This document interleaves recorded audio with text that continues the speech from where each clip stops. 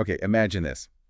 You're starting out, ambitious, ready to go, and someone high up, someone with influence, just looks at you and says, flat out, you better get a lot done because it's all over at 40 when you become unfurtable. Wow. Yeah.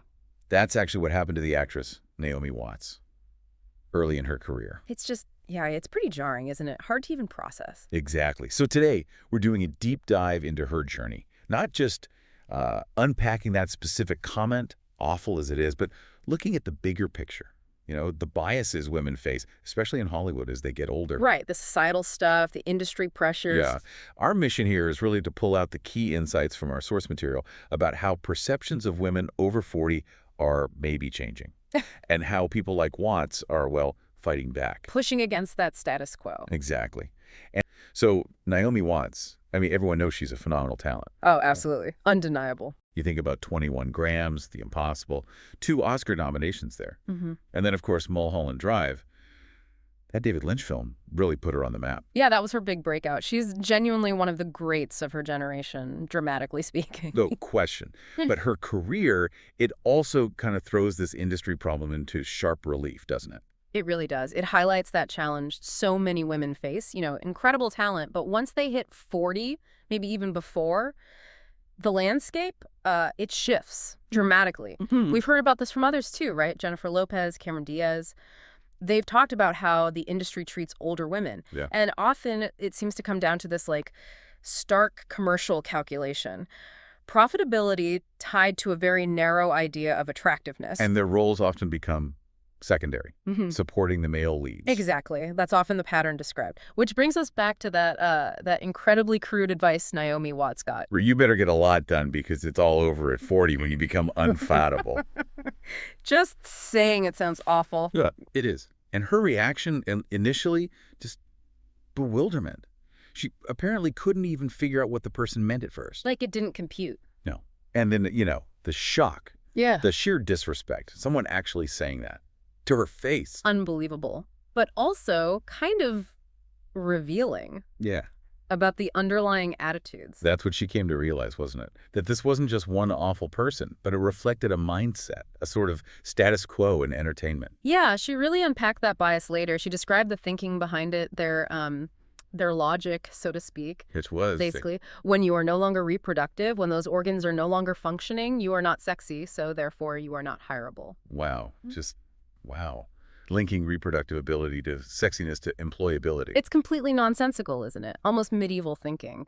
Especially because, 40 isn't considered old in any real sense today. Not at all. So why is age used as this default measure for beauty or hireability for women? It makes no sense. It really doesn't. And what's fascinating with Watts is her big break, Mulholland Drive, that happened when she was well into her 30s. Right. So she was already kind of defying those norms around age and desirability for actresses. Exactly. So the question becomes, if she could sell movies, be seen as, sexy or desirable in her 30s, why would that just vanish at 40? It's totally arbitrary. Yeah. But like you said, maybe it's not about logic. Well, the source suggests it often comes down to the bottom line, doesn't it? Hollywood bigwigs thinking with their wallets, maybe not always with common sense or empathy. And it points out this disparity. Aging happens to everyone, but the conversation around aging seems to zero in on women, especially in entertainment. It's like that checklist idea you mentioned earlier. Yeah. Reproductive status, check. Attractiveness, whatever that means. Yeah. Check. Oh, wait, past 40, delete. Right. And that thinking, that double standard, it goes way beyond Hollywood, obviously. Oh, for sure. We see it everywhere in the culture. Think about how older men are often portrayed. Yeah, they're often prized for their years, right? Age equals wisdom, experience. They have more to bring to the table. That's the narrative. Exactly.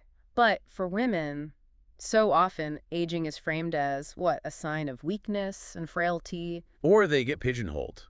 Characterized as grumpy old bats, maybe. Their value reduced to raising kids or just supporting the men in the story. It's such a stark contrast.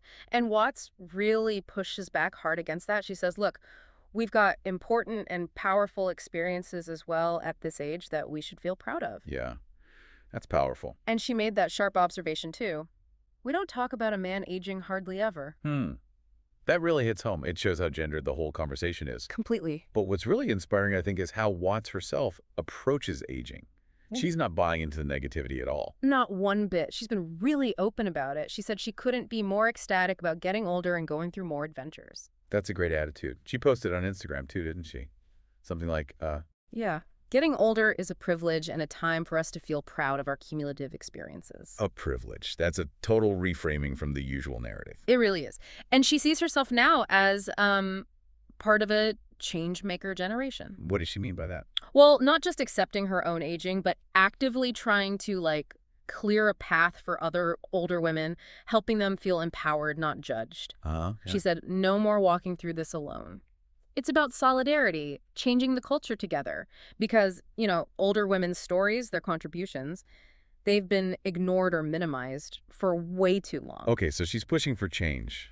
Is it? Uh, Is it actually happening? Is there good news here? Are things genuinely shifting?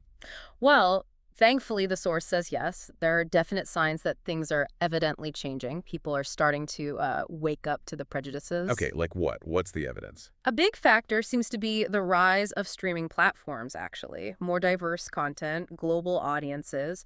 It's creating, a new business reason for studios to cast older actors, including women. So it's not just about being progressive. It's good business too. Seems that way. It helps break that old Hollywood fixation on youth, because there's a bigger market now.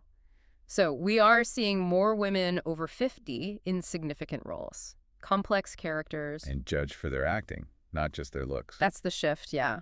And hopefully getting paid fairly for it, too. That's crucial. Definitely. And Watts' call to action really sums it up. We've been underserved in media, stories, and marketing far too long. It's a demand, really. Take older women seriously. Treat them like the forces of nature they are. That's her phrase. It's about recognizing their value, their power.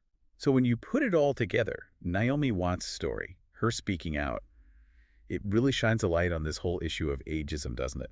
And the value of women's experience, which has been overlooked. Absolutely. Her story is a fantastic example of how one person, speaking truth to power, can challenge these really deep-seated biases, can help shift things, even in a huge industry like entertainment. Yeah. It really makes you think, though, how do we take this beyond Hollywood? Good question. I mean, how do these shifts in valuing age, valuing experience, especially for women, Yeah. how does that translate into our everyday lives? Work, in leadership roles, just generally. Right. How do we actively start championing that cumulative wisdom, those experiences, for everyone, regardless of age or gender, in our own circles? Yeah. It's definitely something to keep thinking about long after we finish this deep dive. How do we make that change happen everywhere?